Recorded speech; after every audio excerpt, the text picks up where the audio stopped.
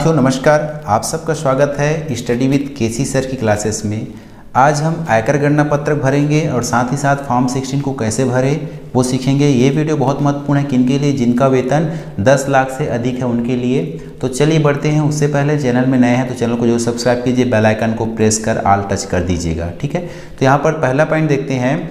यहाँ पर सकल वेतन आया है ना, कुल वार्षिक वेतन सकल भत्तों को जोड़कर वो है हमारा 10,56,000 रुपया, ठीक है। उसके बाद दूसरा जो पॉइंट देखते हैं, इसमें गृह भाड़ा भत्ता है, अगर है तो यहाँ पर लिखेंगे, नहीं है तो ऐसे डेस करते हुए जाइएगा। इस तरह से इन तीनों को जोड़ेंगे तो यहाँ डेस आ गया है ना, निरंक आया। आगे जैसे बढ़ते हैं तो अन्य भत्ते हैं, मिलता है तो यहाँ पर एंट्री करेंगे, नहीं है तो निरंक करेंगे। मानक कटौती है अधिकतम 50,000, तो यहाँ पर 50,000 एंट्री करेंगे। ये सुविधा कब उपलब्ध होगी आपके लिए, जब आप पुरानी स्लेब का उपयोग करेंगे, ठीक है, तभी आप इसका लाभ ले पाएंगे। तो देखिए यहाँ पर एक चीज़ बता दूँ, मान लो आपका जो मासिक आय है 60,000 रुपया है, तो भी आप 50,000 ही एंट्री करेंगे यहाँ पर। और मान लो आपकी मासिक आय है 40,000 रुपये है, तो आप क्या एंट्री करेंगे, 40,000 एंट्री करेंगे, ठीक है। इस तरह से अब उसके बाद इन तीनों पॉइंट को जोड़ेंगे। अब सदा को तो आ गया 50,000 आया, ठीक। वेतन से कुल आय हम करेंगे 1 ऋण 2, तो 10,56,000 में घटाएंगे 50,000 को, तो 10,06,000 रुपया आ गया, ठीक है। इस तरह से आगे जैसे बढ़ते हैं तो गृह संपत्ति से जो आय होती है मान लो, तो वहाँ पर एंट्री करेंगे, ठीक है। अब घटाइए क्या, माना 30%, सुधार कार्य तो मरम्मत के लिए 30% मानक कटौती, ठीक है। तो ये है तो लिखिएगा, नहीं तो डेस कीजिएगा। आपने हाउस लोन लिया है उसकी एंट्री ब्याज की राशि यहाँ पर कर सकते हैं, ठीक है। जो इनका है वो उन्होंने नहीं लिया है तो सिंपल आगे निरंक करके चलेंगे, तो यहाँ पर निरंक आ गया। आगे देखें अन्य स्रोत से आय होती है ना, विभिन्न निवेश करते हैं आप, FDR करते हैं, फॉरेन में निवेश करते हैं, तब उसकी ब्याज की राशि एंट्री करेंगे, है ना। परीक्षा शुल्क है, ओवर टाइम काम करते हैं तो इसका यहाँ पर एंट्री करेंगे। आपके कोई अवयस्क बच्चा है जिनकी आय 1,500 रुपये से अधिक है तो यहाँ पर एंट्री करेंगे, ऐसा नहीं है तो आप निरंक करते जाइएगा। साथ ही साथ अब जो कुल सकल आय हो गई तो यहाँ पर 3, 4 और 5 को जोड़ेंगे तो 10,06,000 में सर ये भी निरंक, ये भी निरंक, तो क्या आ गया 10,06,000 ही आ गया, ठीक है। अब जो महत्वपूर्ण बात है वो है घटाइए। इस राशि में हमें जो कर योग्य आय जो मिलेगी ना, वो इनमें से माइनस होकर मिलेगी, ठीक है। तो ध्यान से देखिएगा। तो यहाँ पर है धारा 80C के अधीन छूट की जो सीमा है 1.5 लाख रुपये, इसको बता दूँ, ये 80C 80CCC के अधीन 1.5 लाख तक ही हमें रियायत मिल पाएगी। तो यहाँ पर हमें जो GPF की राशि पेमेंट स्लिप दे के एंट्री कीजिए, ये जिनका है उनका लगभग इतना ही बैठता है, तो ये आपका अलग होगा ही होगा, ठीक है, सेम नहीं होगा, ये बस मॉडल रूप है, इससे देख के आपको अपने आयकर को भरने में मदद मिलने वाली है। तो ये 70,213 रुपया है। LIC में वार्षिक जो होता है निवेश उनका 40,000 रुपये है, और जो GIS समूह बीमा करता है वो है 3600 रुपये। आगे मान लो आप राष्ट्रीय बचत पत्र भी खरीदते हैं तो यहाँ पर एंट्री करेंगे, उसका भी आपको बेनिफिट मिलेगा, ठीक है। ब्याज की राशि है प्रथम 5 वर्ष वहाँ भी बेनिफिट मिलेगा, ठीक है। PPF है ना, गृह निर्माण ऋण की वापसी। मान लो आप हाउस लोन लेते हैं और वहाँ पर जो राशि आपकी जो मूल प्रिंसिपल अमाउंट बोलते हैं, मूलधन है, वो भी यहाँ पर छूट के दायरे में 80C के दिन आती है, इसको एंट्री करेंगे, डबल फायदा होगा, ठीक है। ट्यूशन फीस है प्रथम 2 बच्चों के लिए, हाँ एंट्री है तो करेंगे, नहीं तो आप निरंक छोड़ दीजिएगा। आगे इस तरह से आप आते हैं सुकन्या समृद्धि और कोई भी इनके तहत 14 जो पॉइंट है उनमें आते हैं वो एंट्री कीजिएगा। तो इन सबको जो मैंने जब ऐड किया 80 से 80 के दिन जो बचत का कुल योग कितना गया 1,13,600 रुपये आ गए, ठीक है। तो ये जो अमाउंट है इनकी सीमा क्या है 1,50,000 रुपये है, ठीक है। तो इस तरह से हम इसी राशि को कहाँ घटाएंगे, अगले उस पर 10,06,000 में घटाएंगे, किसको 1,13,600 को घटाएंगे, ठीक है। वही हमारी क्या हो जाएगी देखिएगा इस तरह से। आगे देखिए 80C 80CCC के अधीन जो छूट की राशि है कहलाएगी इस तरह से, ठीक है। इसकी सीमा आपको यहाँ पर लिखी गई है, देख लीजिएगा, 1,50,000 तक ही है ना। इससे ज़्यादा होता तो भी हम 1,50,000 ही एंट्री करते, कहने का मतलब है। इससे अगर इतने हैं, चिकित्सा बीमा प्रीमियम है यहाँ पे लिखेंगे, वो अलग बेनिफिट मिलने वाला है आपको। मान लो आपके मैंने अपने चिकित्सा बीमा प्रीमियम के साथ किया है तो उनकी सीमा दी गई है, आप सामान्य के लिए 25,000 और वरिष्ठ के तो 50,000 है, ठीक है। आश्रित आपके आश्रित कोई विकलांग है तो उनके लिए छूट है तो यहाँ पर एंट्री करेंगे। आपने शिक्षा ऋण ली है धारा 80 के तहत, वो भी यहाँ पर एंट्री करेंगे, उसकी ब्याज की राशि को। रिहायशी मकान है जहाँ पर रहते हैं, है ना, वहाँ पर भी आप स्वीकृत ऋण पे ब्याज यहाँ छूट मिलेगी 80E और 80EE में। प्रधानमंत्री राहत को आपदा में भी यहाँ पर एंट्री करेंगे उस राशि को, अपने आपका पेमेंट स्लिप से कटा है तब, है ना। इस तरह से देखते जाएंगे तो मान लो किए हैं तब।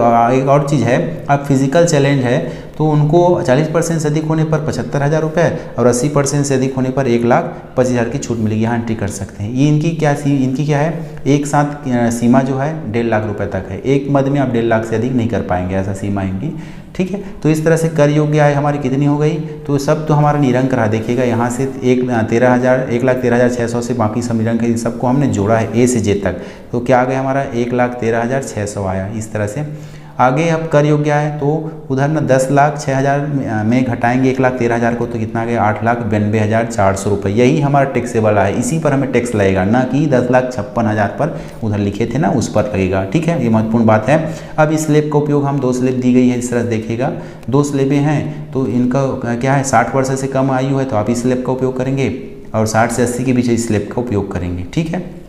इसमें भी नई दरें पुरानी दरें दी गई दोनों में, तो पुरानी दर ही उपयुक्त है सबके लिए, तो पुरानी दर से करेंगे क्योंकि सब छूट का फ़ायदा हमें वहाँ पर ले पा रहे हैं, तभी इतना राशि बना है, ठीक है।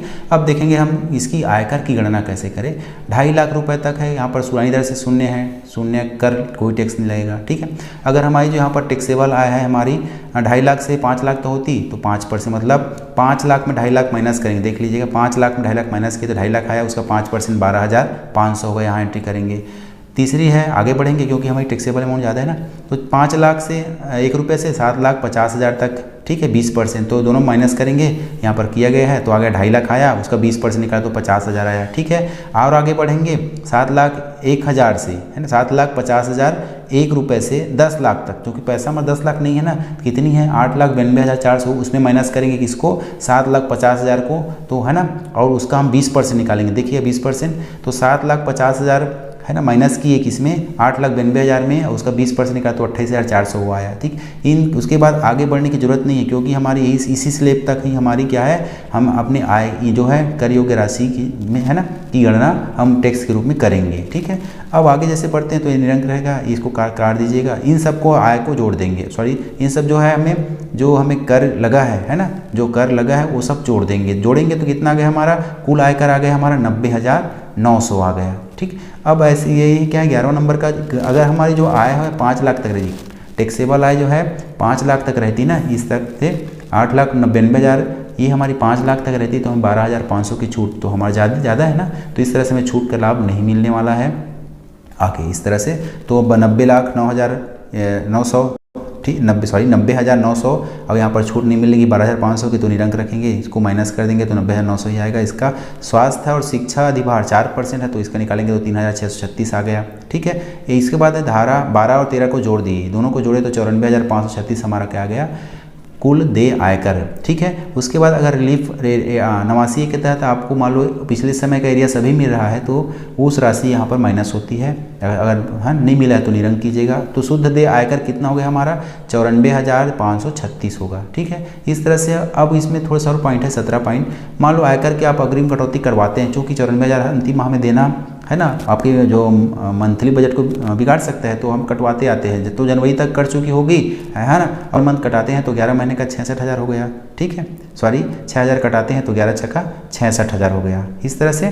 तो आगे हम देखेंगे कि शेष आयकर की राशि है कितनी हो गई हमारी, तो 94,536 माइनस करेंगे 66,000 को, तो आगे कितना 28,536 रुपये आप टैक्स फरवरी माह में कटवाना चाहते हैं, तो आप उस मंथ को लिखेंगे, ठीक है, साइन कर दीजिए। ये पहला काम कंप्लीट हो गया।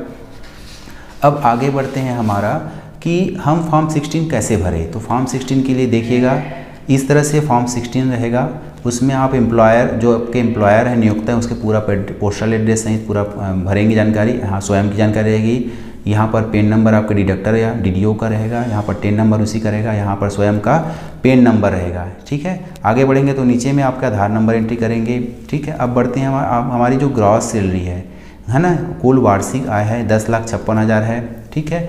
तो यहाँ पर और कोई जो है एप्लीकेबल नहीं है, तो यहाँ पर हम क्या करेंगे, हम निरंक करेंगे, तो सब टोटल कितना है 10,56,000 ही आया, ठीक है। अगर इसमें कम करते हैं है ना, ये कोई पॉइंट है अलाउंस मिलता होगा तो यहाँ पर एंट्री करते उसको राशि कम कर देते हैं यहाँ पर, ठीक है।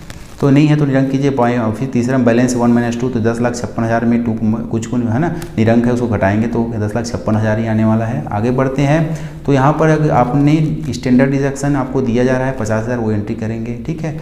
और कुछ है तो यहाँ पर एंट्री करेंगे, उसकी भी आपको क्या करेंगे छूट मिलेगी, नहीं है तो आप 50,000 ही एंट्री करेंगे, बाकी निरंक करते जाइएगा।